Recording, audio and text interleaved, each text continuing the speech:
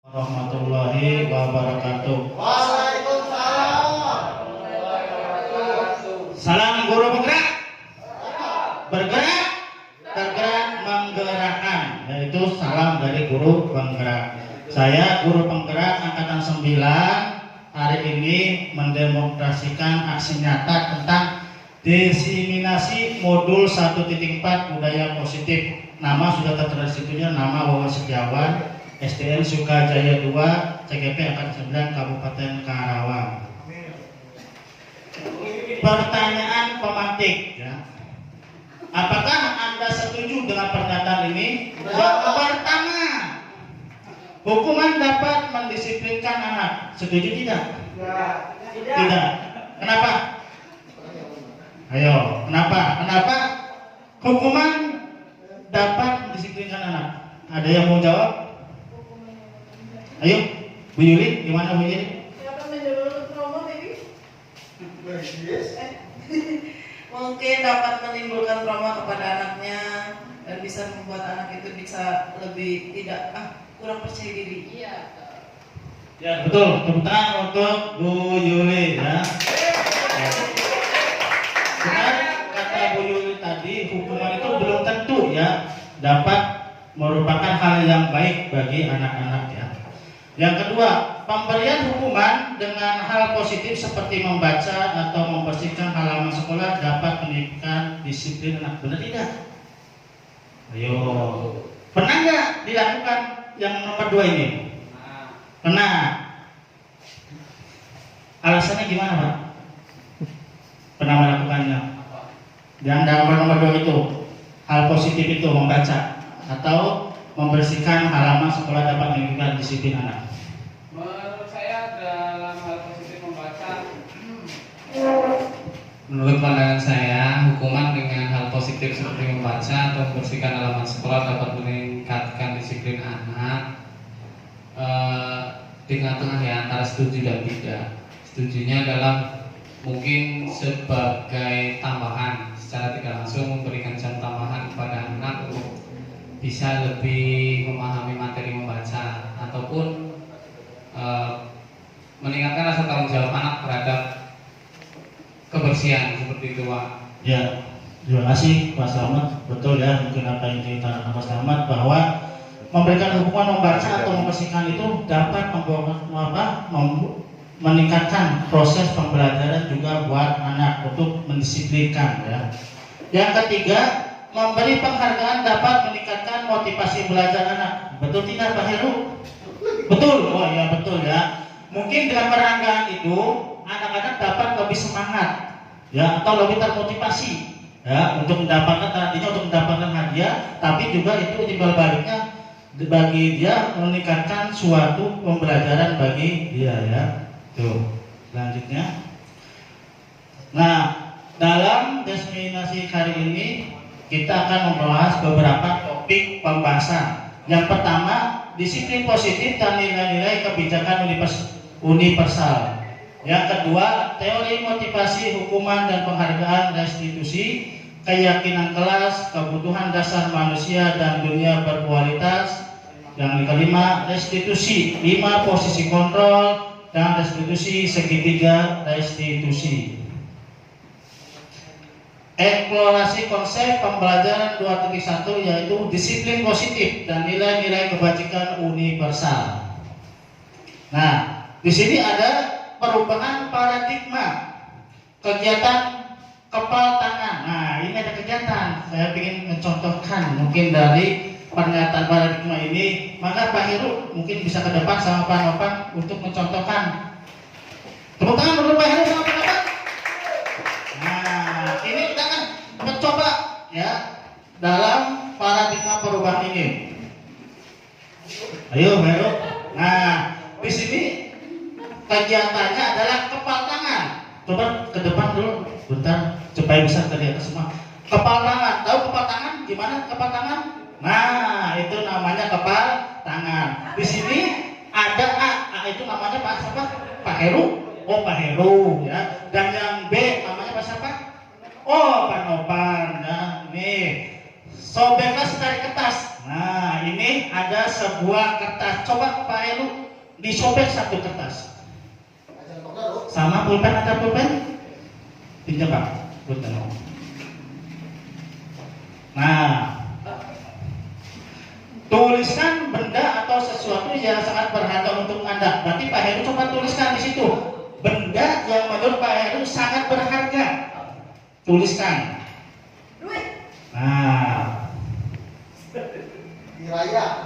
Nah, udah Pak Heru? Nah, letakkan di salah satu tangan Anda dan genggam benda sesuatu tersebut dengan segala daya. Jadi tangan Anda dikepal Pak Heru. Sekuat tenaga. Ya, dengan tenaga yang sangat kuat ya. Buatlah sebuah kepalan ya, berarti di kepala ya Pak Heru ya. Berarti ini ada tadi tulisan sebuah benda yang menurut Pak Heru sangat berharga ya. Nah, temannya namanya apa siapa tadi? Oh, Panopan. Panopan ya. Oh, bukan dari Panopa ya, salah ya. Nah, akan mencoba dengan sekuat tenaga dengan berbagai cara untuk meminta Anda memberikan benda tersebut. Jadi di sini Panopa, jangan lupa ya, Panopa akan membujuk ataupun mengancam ataupun menghadik ataupun merayu atau menyuap ya, atau menyuap Pak Heru. Nah, menyuap apa saja agar dapat membuka kepala tangan. Coba contohkan. Panopa coba contohkan. Masa ya? Boleh bintang ya? Oh iya. Relasi ya. Coba dulu, coba jangan Pak Heru coba masa ya barang yang berharga Pak Heru itu diberikan dengan secara cuma-cuma. Coba usahakan dulu, bertahankan. Coba apa yang dilakukan Panopa. Ayo, coba Panopa contohkan. Ayo. Pak ini apa Pak? Berharga sekali. Boleh Pak saya? Oh, tidak boleh. Kenapa Pak Heru? Kenapa alasannya nggak boleh? Berharga dari Oh, jadi yang dipegang sama Pak Heru ini adalah benda yang paling berharga. Makanya walaupun dengan bujukan, hadikan ataupun meraih, belum tentu benda itu dapat dikasihkan sama Pak Heru. Benar Pak Heru? Oh, jadi sekarang dikasihkan ke bendanya.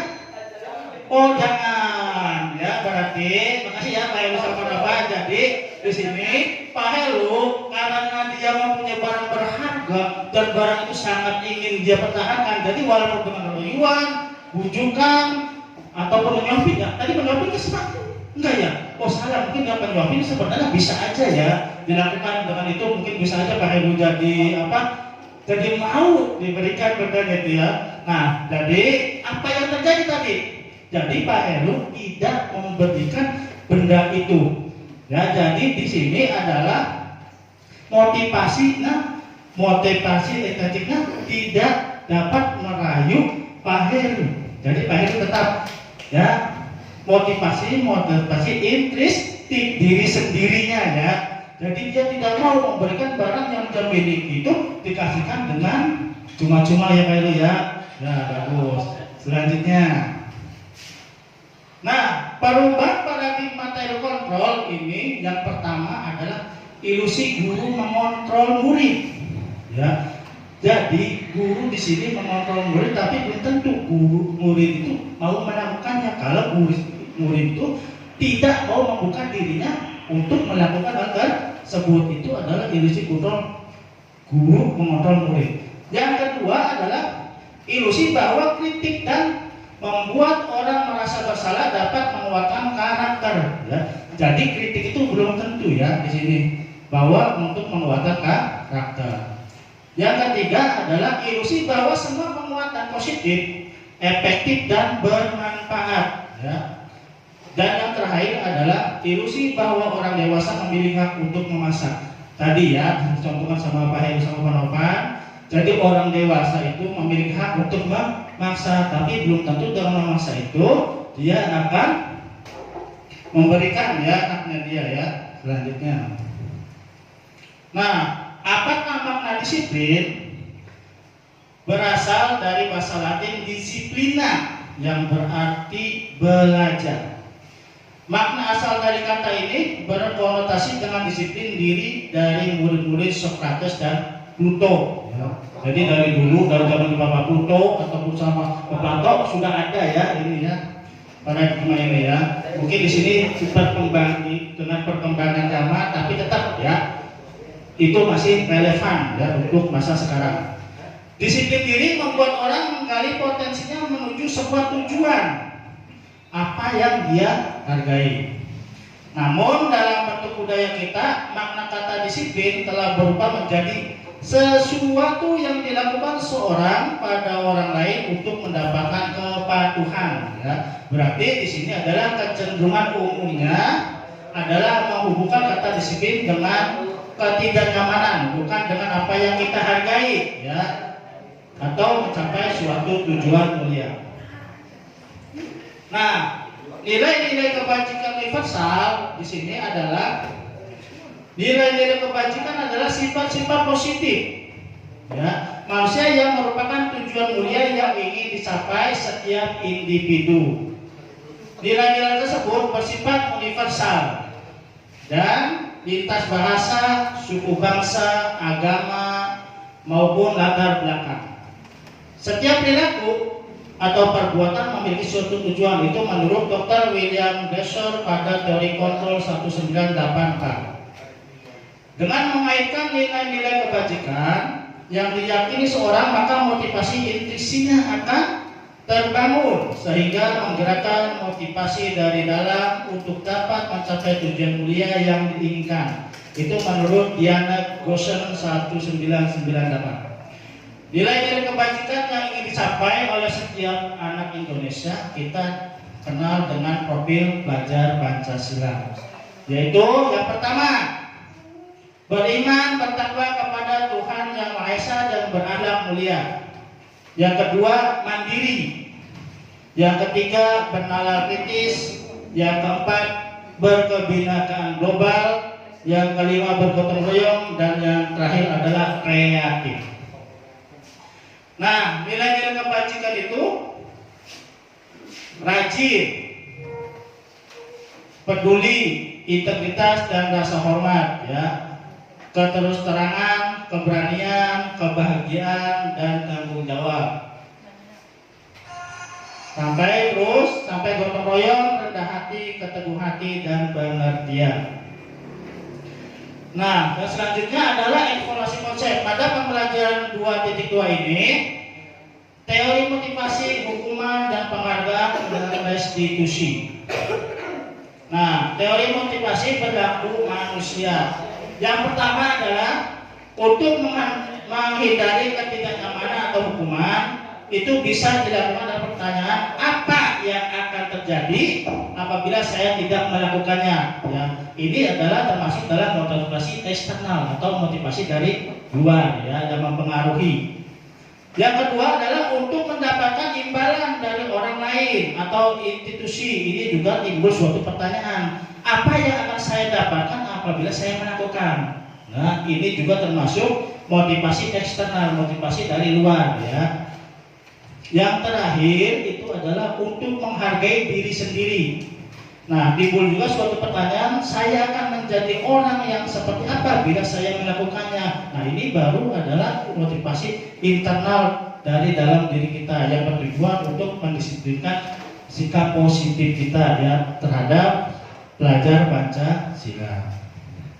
Nah, ini tokoh kita, ya, tokoh pembelajar kita adalah Ki Hajar Dewantara. Nah, menurut Ki Hajar Dewantara adalah merdeka itu tidak hanya terlepas dari perintah, akan tetapi juga cakap buat memerintah diri sendiri, yaitu menurut Ki Hajar Dewantara. Apa itu restitusi? Nah, di sini suatu timbul pertanyaan, apa itu restitusi? Restitusi adalah proses menciptakan kondisi bagi murid untuk memperbaiki seluruh kesalahan mereka, ya, sehingga mereka bisa kembali pada kelompok mereka dengan karakter yang lebih kuat. Di sini juga dijelaskan restitusi juga merupakan suatu proses kolaboratif, ya, yang mengajarkan murid untuk mencari solusi untuk masalah mereka. dan membantu murid berpikir tentang orang seperti apa yang mereka ingin menjadi tujuan mulia dan bagaimana mereka harus memperlakukan orang lain menurut Gosen 2004. Ciri-ciri restitusi ya, restitusi. Ada beberapa ciri di sini dijelaskan dalam restitusi. Yang pertama adalah bukan untuk menebus kesalahan, namun untuk belajar dari kesalahan. Jadi di sini restitusi ini adalah menuntut kita belajar dari kesalahan ya, dan untuk memperbaikinya supaya apa yang menjadi kesalahan itu bisa menjadi kebenaran ya, atau yang gagal menjadi sukses. Itu adalah restitusi. Yang kedua adalah memperbaiki hubungan. Yang ketiga tawaran bukan paksaan ya, jadi di sini tidak menuntut untuk memaksa ya. Yang keempat, restitusi menuntut untuk melihat ke dalam diri kita ya. Yang kelima, restitusi mencari kebutuhan dasar yang mendasari tindakan. Untuk yang keenam, restitusi diri adalah cara yang paling baik. Yang tujuh adalah restitusi fokus pada karakter bukan tindakan ya. Di sini menunjukkan adalah karakternya ya, supaya memunculkan karakter dari masing-masing individu. Restitusi fokus pada solusi ya. Jadi restitusi ini adalah untuk mencari solusi dari apa yang kesalahan yang telah kita lakukan. Itu adalah restitusi. Yang kesembilan adalah restitusi mengembalikan murid yang berbuat salah pada kelompoknya. Nah, ini adalah jadi restitusi ini tadinya murid yang melakukan kesalahan, dengan diperbaikan restitusi ini dia bisa diterima lagi dalam kelompoknya. Itu adalah restitusi. Eksplorasi konsep. Pembelajaran 3, keyakinan kelas. Di sini timbul suatu pertanyaan, mengapa tidak peraturan saja? Mengapa harus keyakinan kelas? Ada yang bisa menjawab? Kenapa tidak peraturan saja? Mengapa harus keyakinan kelas? Pak Usut? Ada yang bisa menjawab Pak Usut? Nah, ini ada Pak Usut ya. Pak Usut guru kelas 6 ini pasti bisa menjawab. Mengapa Pak Usut? Nah. Saya mencoba menjawab dari pertanyaan mengapa tidak peraturan saja dan kenapa harus keyakinan. Karena menurut saya peraturan itu cuma satu arah yang berasal dari guru, bukan dari muridnya. Jadi si murid tidak ada motivasi dari diri sendiri.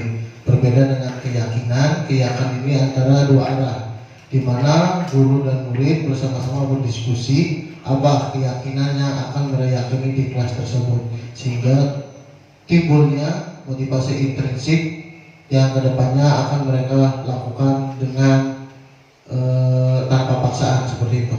Ya, tepuk tangan Pak Yusuf.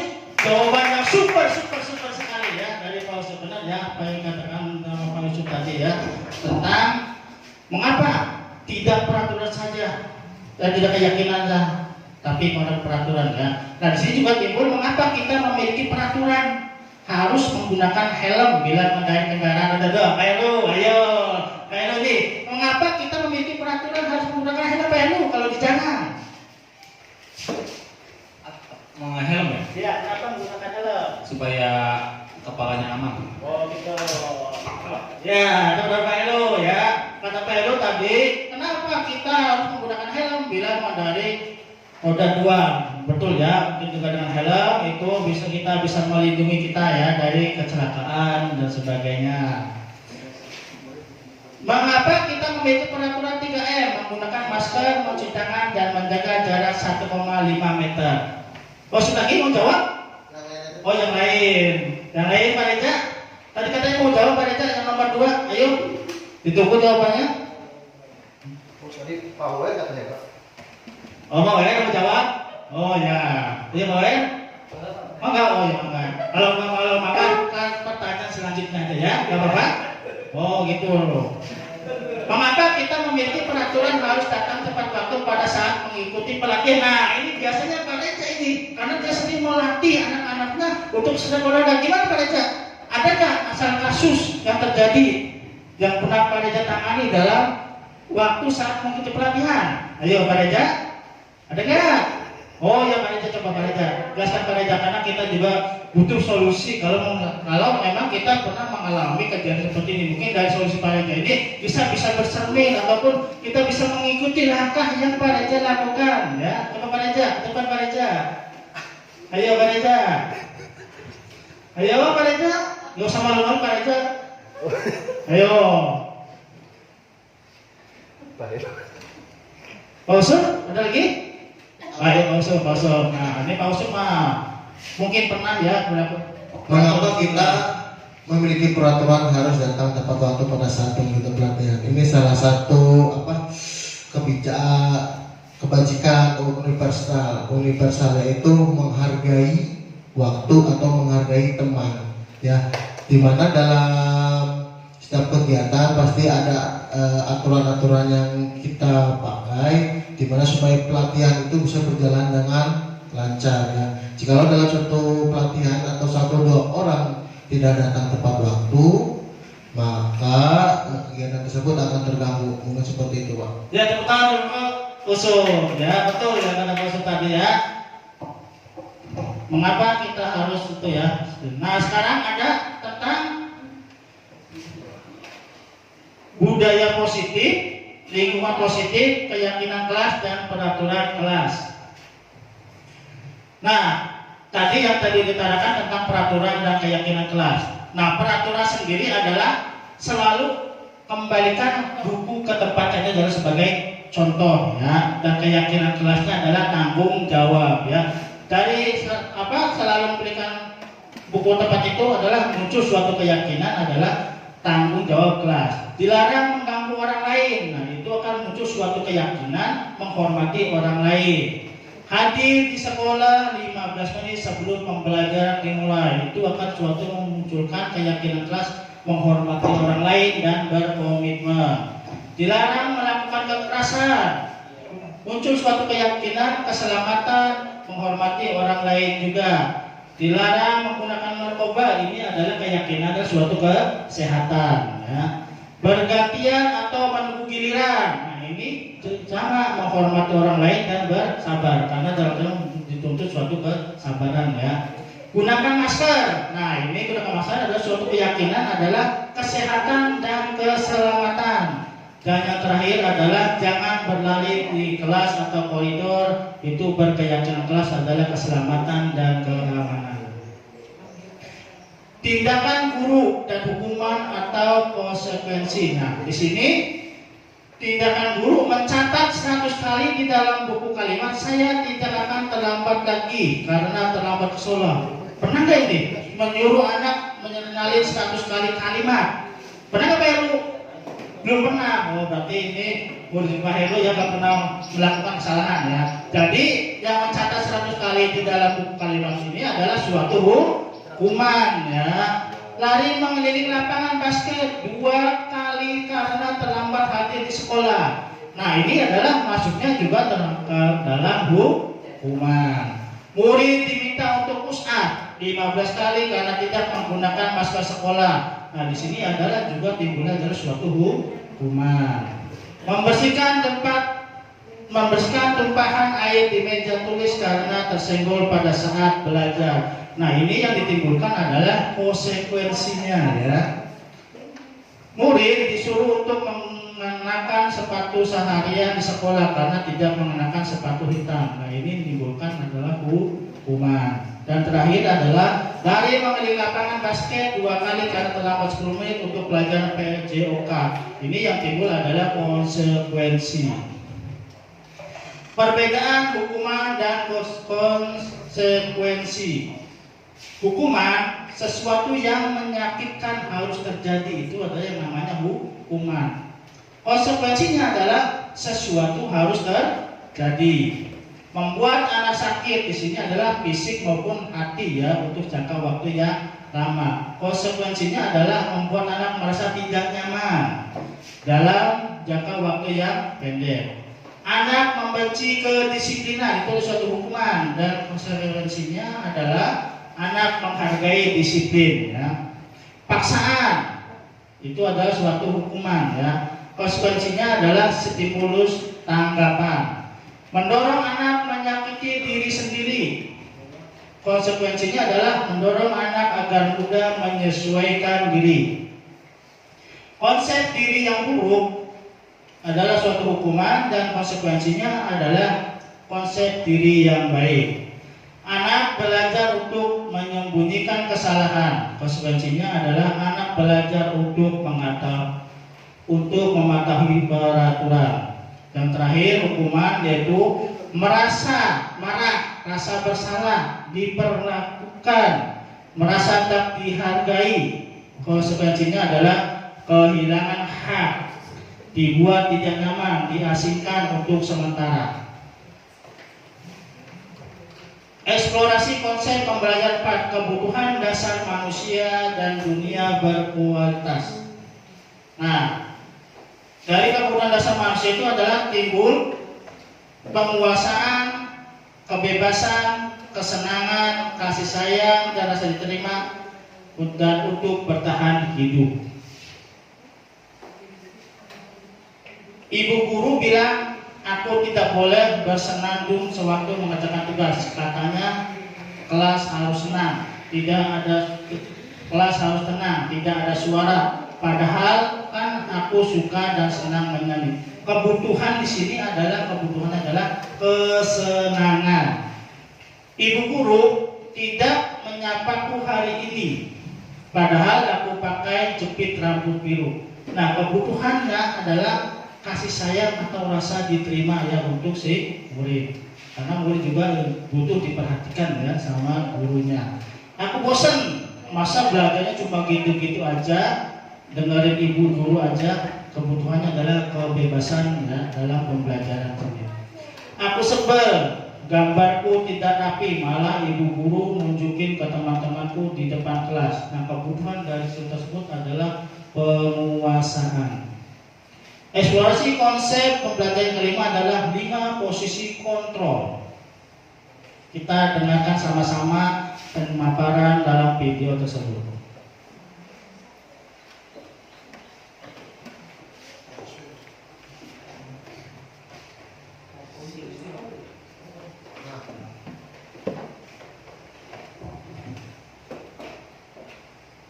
Ya, ini penjelasan dalam video 5 posisi kontrol ya.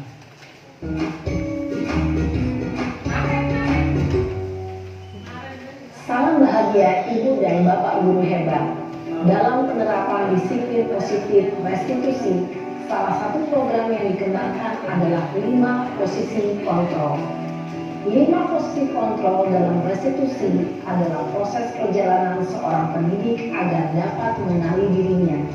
Pada video kali ini, kita akan membahas tentang 5 posisi kontrol yang dikembangkan oleh Diane Dawson dan contoh penerapannya.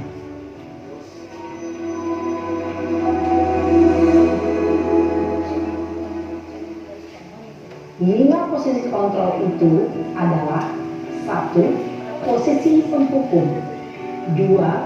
Posisi pembuat merasa bersalah, 3. Posisi teman, 4. Posisi pemantau atau monitor, dan 5. Posisi manajer. Untuk lebih memahami kelima posisi tersebut, mari kita saksikan kasus Naren yang terlambat hadir 20 menit di sekolah dan melihat bagaimana kelima posisi kontrol dalam menghadapi masalah tersebut.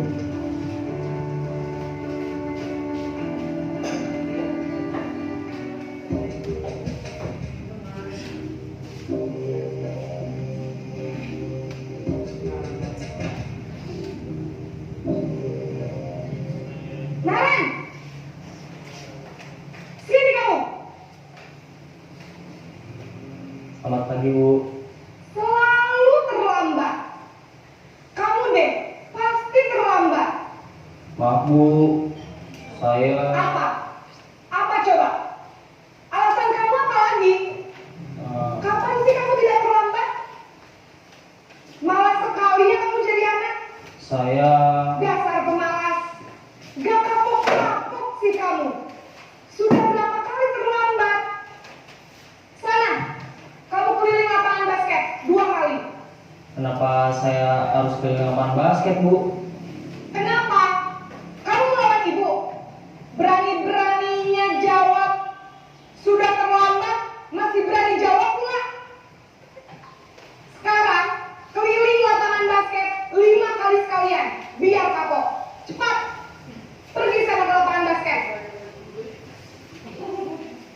Posisi penghukum biasanya berbicara dengan nada tinggi, menghardik, menunjuk-nunjuk, menyakiti, dan menyindir. Hukuman bisa berupa fisik maupun psikis. Ibu dan bapak guru hebat. Dampak yang terjadi pada murid ketika guru berada pada posisi penghukum adalah murid cenderung akan memberontak, bahkan menyimpan dendam.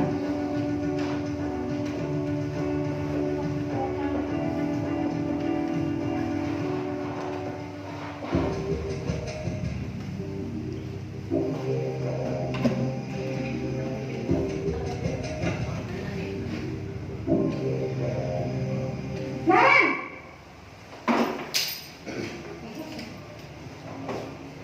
Tadi Bu. Naren, kamu kenapa terlambat lagi, nak? Ya Tuhan, Naren, kamu senang ya bikin ibu susah ya? Kalau kamu terlambat lagi, nanti ibu yang ditegur bapak kepala sekolah, nak. Bisa nggak? Tidak bisa. Duh, gimana ini? Maaf Bu. Duh, Gusti Naren. Kamu suka ya kalau ibu tegur bapak kepala sekolah? Terus, sekarang ibu harus tulis apa ya di buku absen? Ini kamu sudah sering terlambat loh. Ibu harus apa coba? Maaf Bu. Maaf sekali. Ya sudah, lain kali jangan bikin ibu susah lagi ya nak ya. Ibu tidak akan kuat lagi kalau kamu gini terus. Bisa jantungan kalau ibu tegur bapak kepala sekolah. Sana cepat kelas. Maaf ya Bu. Maaf sekali. Posisi pembuat rasa bersalah berbicara dengan nada senang, cenderung lembut. Namun kata-kata yang diutarakan membuat murid merasa menjadi orang yang gagal, memandang buruk dirinya sendiri, merasa tidak berharga, dan tidak sanggup membahagiakan orang lain. Ketika guru mengambil posisi pembuat rasa bersalah, murid akan menganggap dirinya yang bersalah dan ia akan menyimpan emosi negatif tersebut di dalam dirinya.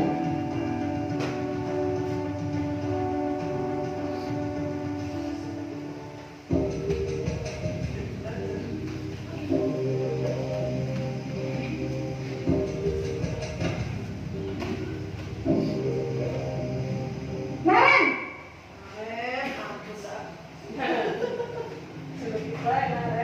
Selamat pagi Bu. wah sudah jam berapa ini nak? Terlambat lagi ya sayang. Iya Bu. Habis ibu saya lupa bangunkan saya Bu. Kamu malah menyalahkan ibu kamu. Kamu bukannya anak yang larinya paling kencang. Kok terlambat sih? Iya Bu. Saya memang terlambat bangun tadi. Jadi biarpun saya rincang, tetap gak kekejar Bu. Ya sudah sana. Nanti lain kali larinya lebih kencang lagi ya. Biar gak terlambat lagi. Bikin seneng ibu. Demi ibu. Bisa kan? Bisa lah Bu. Ya sudah sana masuk kelas. Ibu beresin urusan absen kamu. Kamu ini ada-ada saja. Dalam posisi teman, guru berbicara dengan nada suara ramah, akrab, cenderung bersenda gurau untuk menjaga suasana tetap santai. Murid akan merasa senang, aman, dan akrab dengan guru. Identitas yang tercipta adalah identitas sukses atau berhasil. Namun, perlu diingat, karena ini masih dorongan eksternal, maka ada faktor ketergantungan dari murid kepada orang tertentu. Di sini guru absennya, sehingga di lain waktu murid bisa berperilaku baik, namun hanya kepada orang-orang tertentu saja.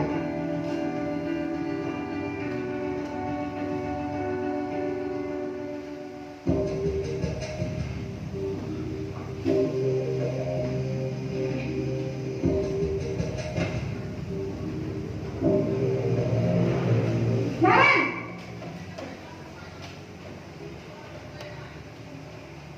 Selamat pagi Bu. Naren, apa peraturan sekolah kita tentang jam berapa kita harus masuk sekolah, nak? Kita harus di sekolah jam 7, Bu. Iya betul, sekarang sudah jam 7.20. Naren sudah tahu konsekuensinya jika terlambat hadir. Paham, Bu. Saya harus tinggal kelas pas jam istirahat selama 20 menit. Iya benar, konsekuensinya demikian. Jadi nanti jam 9.30 pas istirahat, kamu harus tinggal di kelas, kerjakan tugas tambahan untuk ketertinggalan kamu, ya? Baik, Bu. Posisi pemantau mengandalkan penghitungan atau data untuk mengontrol murid. Guru mengarahkan murid berdasarkan peraturan dan konsekuensi. Seorang pemantau menunjukkan bahasa tubuh dan ekspresi wajah yang datar dan cenderung formal.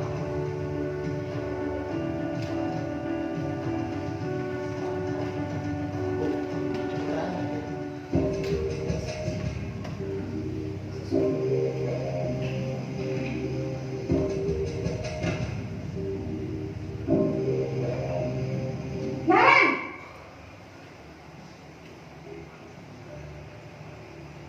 Selamat pagi, Bu. Selamat pagi Naren. Maaf, Bu. Saya terlambat. Iya, sekolah masuknya jam 7, sekarang sudah jam 7.20. Jadi sekarang bagaimana ini Naren? Maaf, Bu. Saya lupa setel alarm saya semalam. Baiklah, menurut kamu, keyakinan sekolah yang mana yang perlu kamu tingkatkan? Menghargai diri sendiri dan orang lain mungkin ya, Bu. Setuju. Jadi, apakah Naren meyakini prinsip saling menghormati tersebut? Iya, Bu. Saya meyakininya. Apakah Naren bersedia memperbaiki masalah keterlambatan ini? Bersedia, Bu. Bagaimana kamu akan memperbaiki masalah keterlambatan ini? Saya akan coba untuk tidak lupa menyetel alarm saya, Bu. Baik, kalau Naren lupa menyetel alarm di rumah, ada orang yang kira-kira bisa bantu mengingatkan tidak? Ada, Bu. Kata saya, Kak Emma. Ada lagi selain Kak Emma? Selain Kak Emma, ada ibu saya. Baik, jadi yang mengingatkan Naren adalah Kak Emma dan ibu kamu ya? Kira-kira akan mulai setel alarm kapan ya Naren? Setelah pulang sekolah, akan segera saya lakukan. Baik, jadi Naren akan setel alarm untuk bangun besok pagi dan akan diingatkan oleh kakak dan ibunda Naren ya. Ada lagi yang mungkin perlu dilakukan Naren agar tidak terlambat bangun lagi. Tidak ada, Bu. Baik Naren, terima kasih untuk kerjasama kamu. Sekarang kamu perlu kembali ke kelas untuk belajar. Baik, Bu. Terima kasih. Posisi manajer adalah posisi kontrol yang disarankan untuk membimbing murid memiliki sikap disiplin yang positif, yaitu murid yang mandiri, bertanggung jawab, dan dapat memecahkan masalah. Tujuan dari posisi ini adalah agar murid dapat berefleksi atas tindakannya.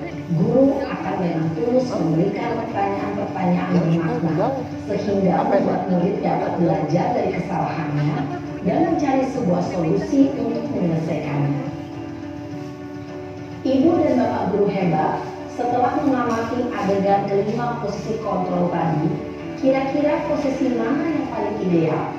Posisi mana yang dapat menunjang motivasi intrinsik murid? Ya, tentu posisi manajer. Posisi ini memang posisi ideal yang ingin dituju setiap pendidik. Pada posisi inilah, guru dapat menerapkan disiplin positif yang berpihak pada murid, yang memerdekakan murid. Perjalanan seorang pendidik tentunya tidak mudah untuk sampai pada posisi seorang manajer. Namun, tujuan kita pasti, yaitu menciptakan murid-murid yang mandiri, merdeka, dan bertanggung jawab. Semoga penggambaran 5 posisi kontrol yang telah diperlihatkan ini dapat menjadi ajang refleksi bagi kita semua, agar dapat terus mengasah dan menerapkan disiplin positif yang memerdekakan murid. Mari terus berlatih dan bersemangat.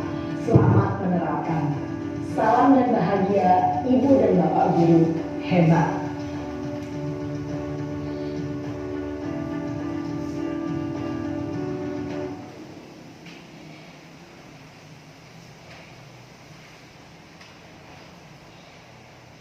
Ya, tadi udah lihat video tentang 5 posisi kontrol ya.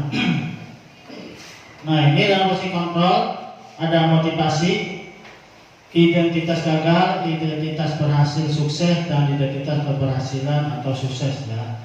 Di sini adalah identitas gagal ini kontrol dari luar, jadi motivasi intrinsic ya, dan identitas keberhasilan atau sukses sama motivasi dari luar atau ekstrinsic, dan identitas berhasil atau sukses adalah kontrol diri atau motivasi intrinsik ya.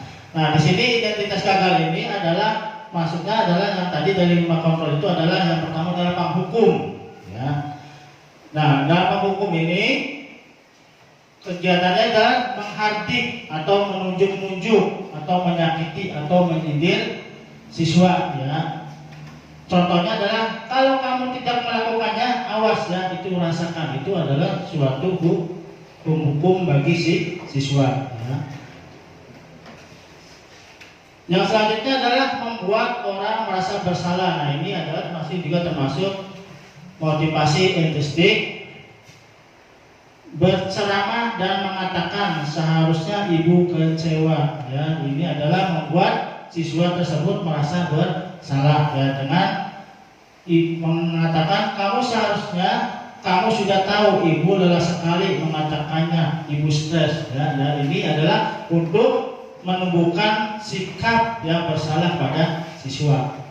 Identitas berhasil atau sukses motivasi yang lainnya adalah diposisikan sebagai teman ya, guru itu membuat alasan-alasan untuk muridnya. Contohnya, ayolah lakukan demi ibu. Masa kamu tidak mau, ingin tidak ibu pernah bantu? Jadi di sini adalah guru memposisikan sebagai teman kepada murid atau siswanya. Pemantau. Nah, pemantau ini juga masih termasuk motivasi intrinsik ya. Menghitung dan mengukur. Timbul suatu pertanyaan, apa peraturannya ya? Di sini adalah dia sebagai pemantau guru itu. Dan yang ingin dilakukan kita sebagai guru adalah yang pasti yang paling terakhir adalah sebagai manajer ya. Di sini adalah sebagai manajer kita ada majukan pertanyaan-pertanyaan sebagai berikut. Apa yang kita yakini? Apa yang kau kerjakan untuk memperbaiki masalah ini ya. Itu posisikan kita guru sebagai manajer, dan pasti kita akan ingin ya diposisikan sebagai manajer terhadap siswa. Tugas ya, di sini ada suatu pertanyaan dan siapa yang mengatakannya. Saya kecewa sekali dengan kamu ya. Siapa yang mengatakannya? Pembuat orang merasa bersalah. Kamu tidak pernah benar melakukannya. Itu adalah suatu hukum ya, maksudnya. Ayolah lakukan demi ibu atau bapak. Dia maksudnya lima kontrol kepada teman ya. Apakah kamu mau mendapatkan stiker bintang hari ini? Nah, kita posisikan diri guru sebagai pemantau. Bagaimana kamu bisa menyelesaikan masalah ini? Nah, ini adalah kita diposisikan guru sebagai manajer. Kamu selalu yang paling terakhir. Nah, ini kita sebagai hukum. Eksplorasi konsep yang ke-6, segitiga restitusi. Nah, ini ada gambar atau simbol segitiga restitusi ya. Yang pertama adalah menstabilkan identitas.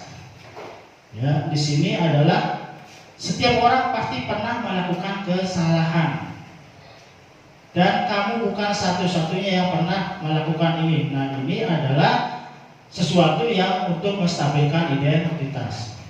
Yang selanjutnya adalah validasi kebutuhan. Ya, setelah tadi menstabilkan identitas, selanjutnya ke validasi kebutuhan. Kamu tentu punya alasan mengapa melakukan ini. Itu adalah suatu validasi kebutuhan. Adakah cara yang lebih efektif untuk mendapatkan apa yang kamu butuhkan? Setelah validasi itu akan muncul suatu menanyakan keyakinan ya. Nilai-nilai apa yang telah kita sepakati dan kamu ingin menjadi orang seperti apa? Nah, itu adalah segitiga restitusi ya. Nah, kita akan melanjutkan dengan mendengarkan video restitusi selanjutnya.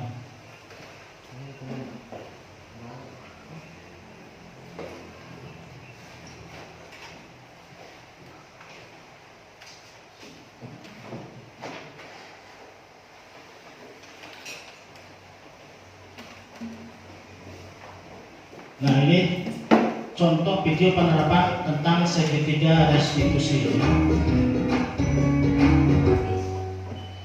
Salam dan bahagia Ibu dan Bapak guru hebat. Pada video kali ini kita akan membahas tentang salah satu program disiplin positif yang diterapkan di lingkungan sekolah yang dikenal dengan nama restitusi.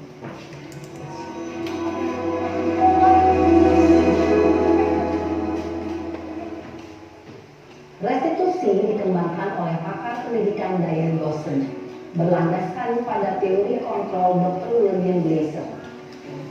Segitiga restitusi adalah suatu proses dialog yang dijalankan oleh guru atau orang tua agar dapat menghasilkan murid yang mandiri dan bertanggung jawab.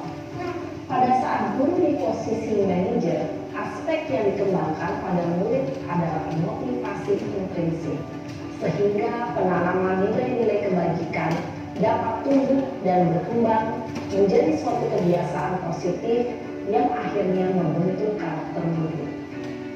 Proses dialog ini terdiri dari 3 langkah yang digambarkan pada ketiga sisi pada segitiga restitusi.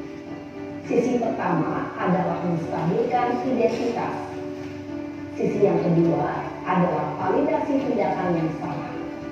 Dan sisi yang ketiga adalah menanyakan keyakinan. Ibu dan Bapak guru, berikut ini akan ditunjukkan bagaimana seorang guru berada dalam posisi manajer menggunakan penerapan segitiga restitusi.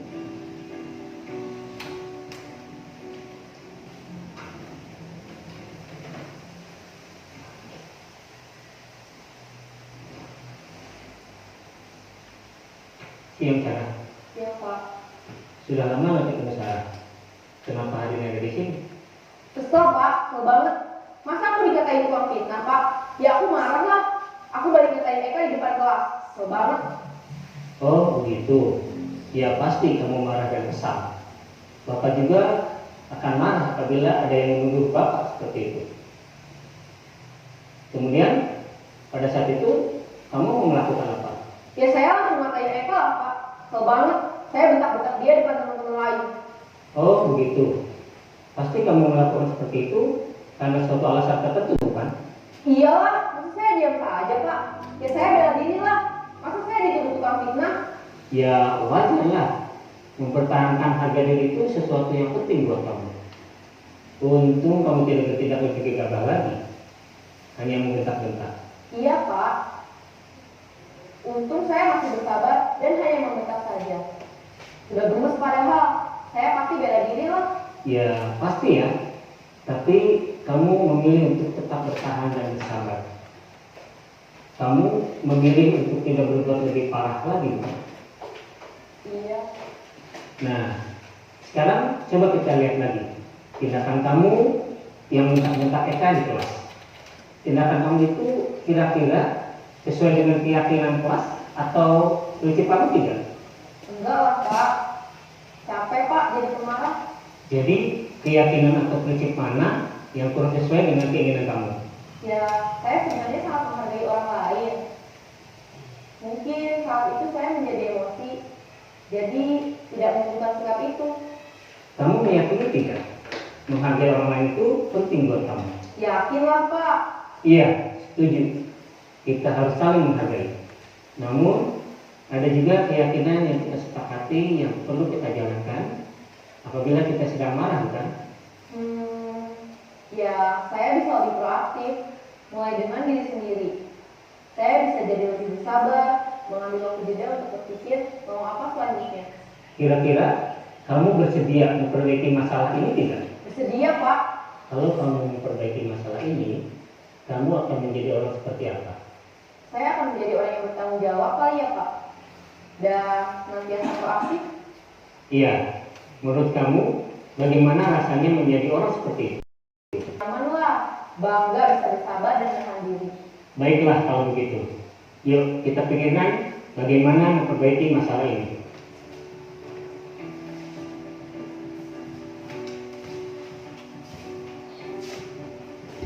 Ibu dan Bapak guru hebat. Baru saja kita menyaksikan contoh bagaimana seorang guru berada dalam posisi manajer menggunakan penerapan segitiga restitusi. Mari kita bahas satu persatu. Pada sisi pertama, menstabilkan identitas berdasarkan pada prinsip bahwa membuat kesalahan adalah bagian dari proses pembelajaran. Sisi pertama dari segitiga ini berperan menggeser identitas murid dari identitas gagal ke identitas sukses. Murid yang sedang bertingkah laku yang tidak pantas atau menarik diri saat itu sedang mengalami identitas gagal. Bila kita mengkritiknya, maka posisinya tidak akan berubah. Kita bisa mengajukan pernyataan-pernyataan ini. 1. Membuat kesalahan sesuatu yang wajar. 2.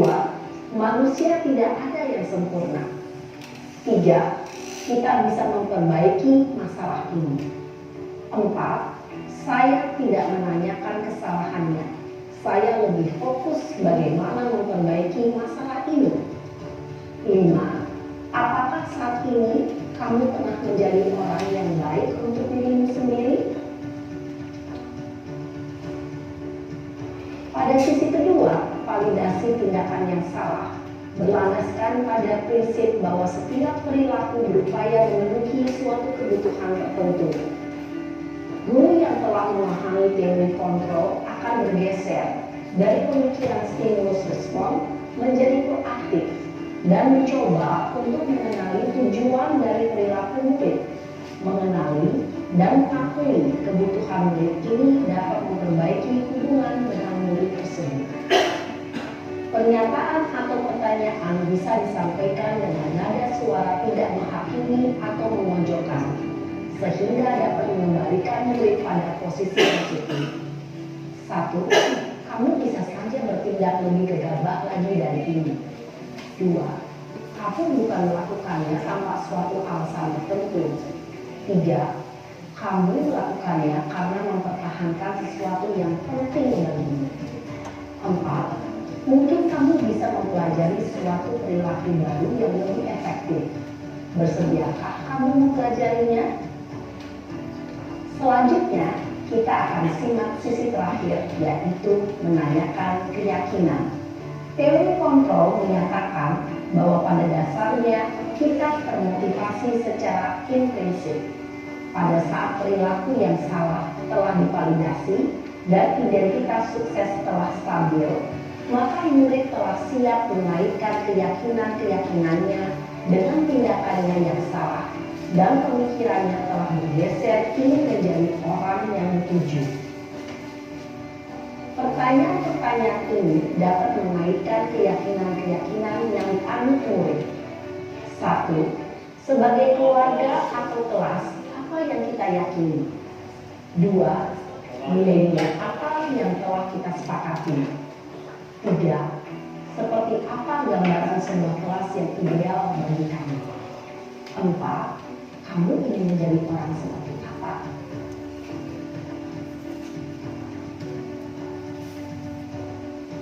Dalam menerapkan segitiga restitusi, perlu diperhatikan beberapa hal, yaitu 1. Perilaku yang salah perlu dikaitkan dengan nilai-nilai atau keyakinan-keyakinan yang telah disepakati atau dituju. 2. Kesediaan orang yang melakukan kesalahan untuk memperbaiki masalah. 3. Pemecahan masalah sebisa mungkin relevan atau memiliki hubungan dengan masalah yang ada. 4. Usaha. Perlu adanya suatu usaha perbaikan dari pihak yang berbuat kesalahan. 5. Waktu. perlu didedikasikan waktu dari pihak yang berbuat kesalahan. Tanyakan kapan akan mulai diberlakukan usaha untuk memperbaiki masalah.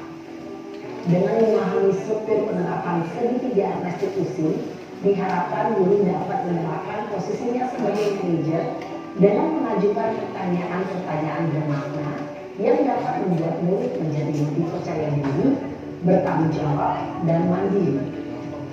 Nah, ibu bapak guru perlu tidaknya mengikuti ketiga tahapan dalam segitiga restitusi bergantung pada ringan beratnya suatu permasalahan. Misalnya, bila permasalahan tersebut ringan, maka tidak perlu dijalankan secara berurutan. Bahkan bisa semudah menanyakan apa keyakinan yang kita sepakati. Dengan menjalankan segitiga restitusi, dengan mengajukan pertanyaan-pertanyaan bermakna, diharapkan murid menjadi lebih kuat secara pribadi, dapat membuka wawasan murid agar dapat menyelesaikan permasalahannya sendiri, semakin percaya diri, mandiri, dan merdeka. Salam dan bahagia, ibu bapak guru hebat. Ya, itulah video tentang segitiga restitusi ya.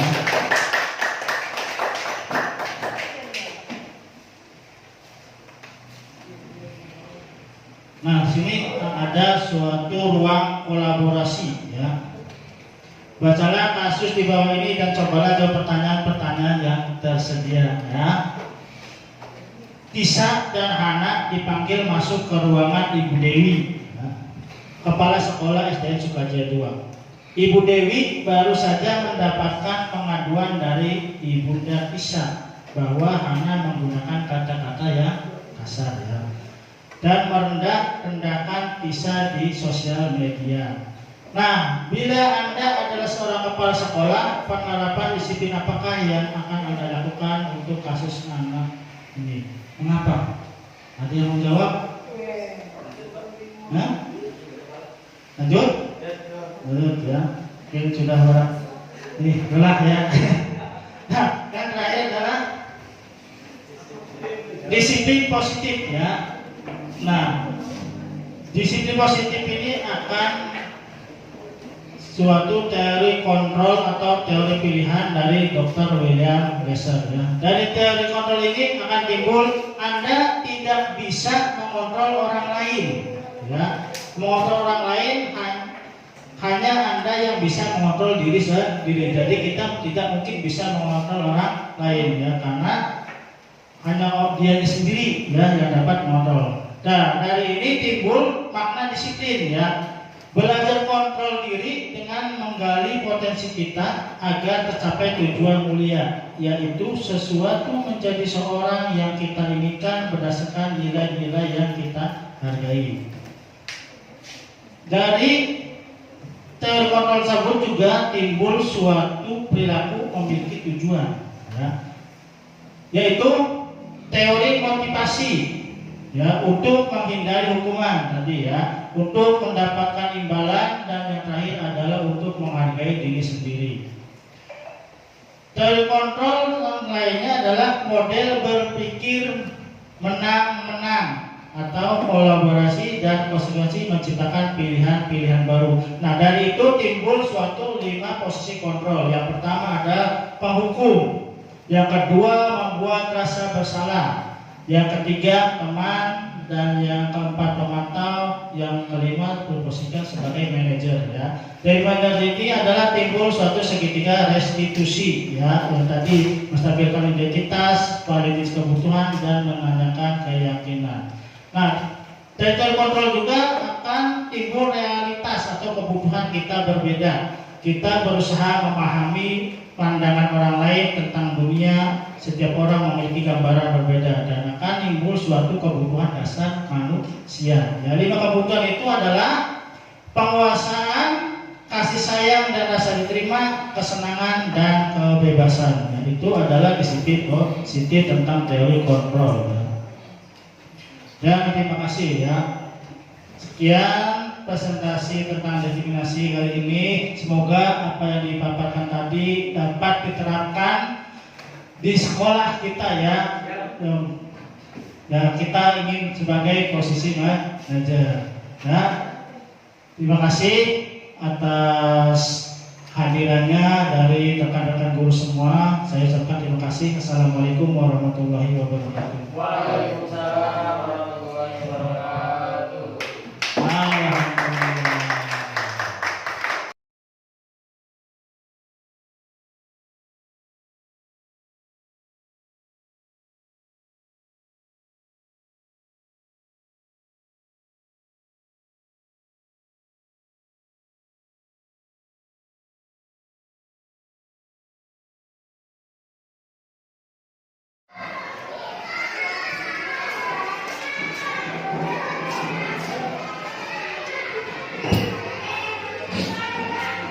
Selamat pagi anak-anak semuanya. Selamat pagi. Pagi ya. Kita hari ini akan membuat tentang keyakinan kelas. Nah ya, keyakinan kelas itu adalah salah satu disiplin positif ya, yang bisa kita terapkan dalam pengembangan budaya positif di sekolah ya. Dengan adanya keyakinan kelas tersebut, di setiap kelas diharapkan dapat mewujudkan tujuan pendidikan yang menciptakan kepada profil pelajar Pancasila. Itu namanya keyakinan kelas. Keyakinan kelas itu sendiri adalah kesepakatan antara murid dan guru. Nah, di sini ada tentang papan keyakinan kelas. Nah, Bapak di sini meminta kalian menuliskan ya, di kertas ini menuliskan nama di atasnya ya, di bawahnya tentang keyakinan yang pengen kita lakukan di kelas. Paham semuanya? Nah, kalau paham silakan tulis sekarang, nanti tinggal kita tempelkan di sini. Silakan tulis nama sama keyakinan yang pengen dilakukan dalam kelas. Yang udah silakan bisa ditempelkan di papan sini ya.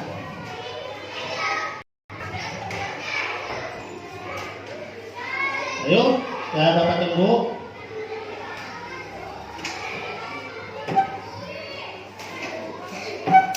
Ya, di sini. Namanya ya, nah Pak. Ya.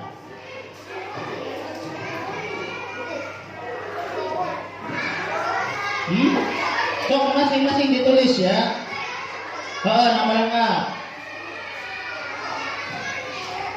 Ya.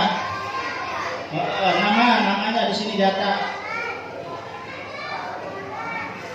Ya, kalau udah silakan tempel di atas sini, papan sini. So, kalian udah tempel ya.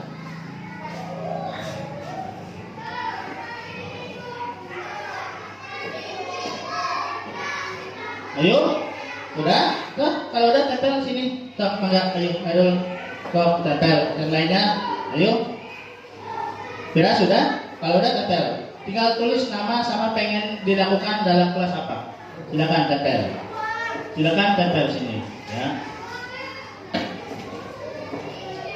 Ayo yang lainnya tempel di sini, tempel. Silakan maju ke depan, tinggal ditempel aja, ya.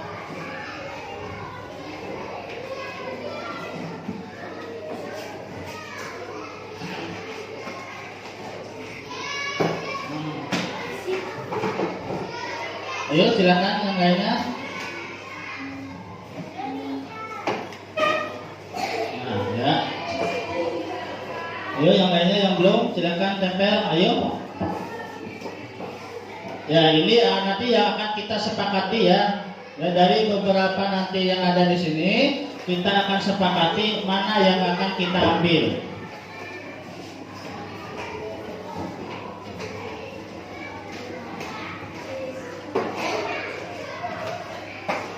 Di sini bawa nggak apa-apa, di bawah juga ya, nggak usah.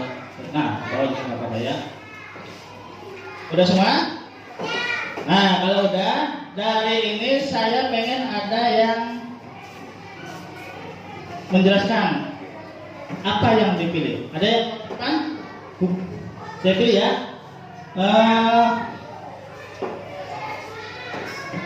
Putri Putri, silakan Putri maju depan. Putri, ambil punya Putri. Putri di sini menuliskan apa? Baca Putri.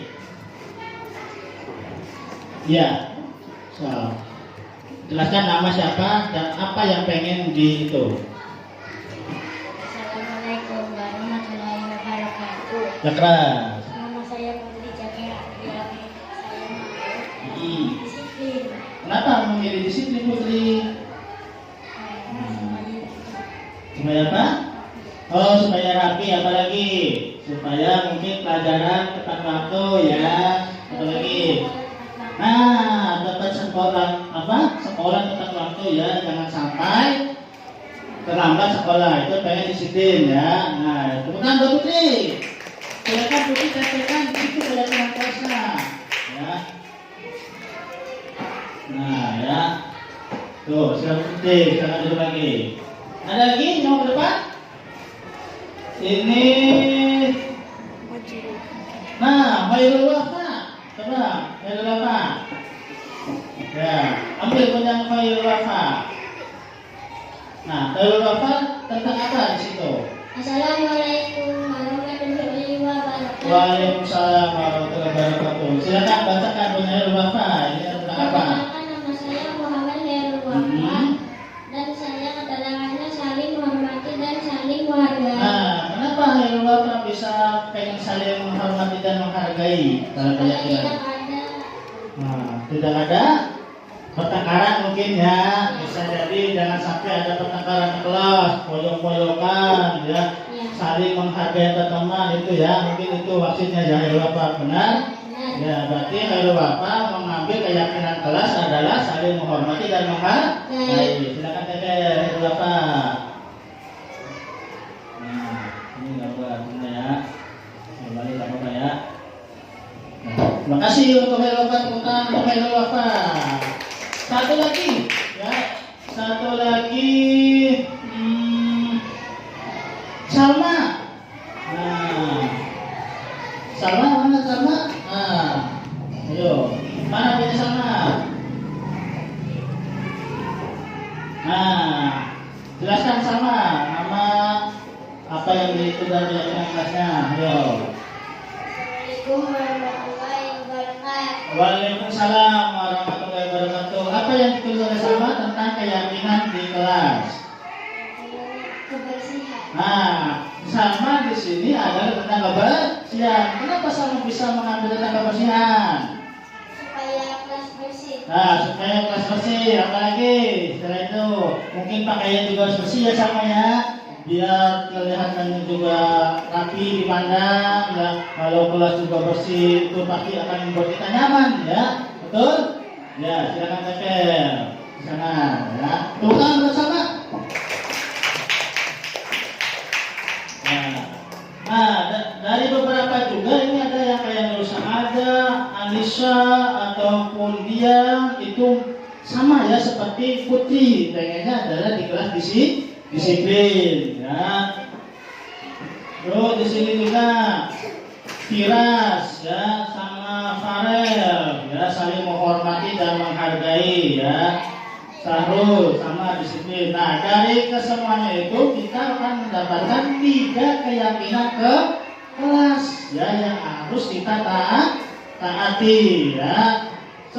Setuju nggak kita disiplin? Setuju. Nah, tapi yang pertama kita harus menerapkan disiplin dalam kelas. Yang kedua adalah saling menghormati dan menghargai. Setuju nggak? Setuju. Ya, berarti kita teman-teman jangan suka koyok-koyokan, harus saling menghargai, ya tidak boleh selalu bertengkar. Ya, berarti sekarang kesepakatannya kita sama-sama saling menghargai. Terus kebersihan kelas. Nah, ini juga penting ya. Kebersihan kelas sangat penting. Kalau kelasnya bersih, kita belajarnya juga pastinya enak ya, bersih itu kita juga nanti juga lihat sampah di kelas atau di mana ya. Jadi kita punya 3 kesepakatan. Yang pertama disiplin, yang kedua saling menghormati dan menghargai, yang ketiga kebersihan kelas. Dengan keyakinan ini diharapkan semua yang ada di kelas dapat memadu cuma murid tapi juga guru, karena ini ada kesepakatan kelas, ada kesepakatan kita berdua, paham ya sobat kelas ya. Jadi mulai sekarang kita tetapkan keyakinan kelasnya ada disiplin, saling menghormati dan menghargai, dan kebersihan kelas. Jadi mulai sekarang harus diterapkan, paham ya? Ya, itulah tentang keyakinan kelas ya. Cukup sekian ya, mudah-mudahan apa yang menjadi keyakinan kita dapat kita laksanakan dengan sebaik-baik. Nah,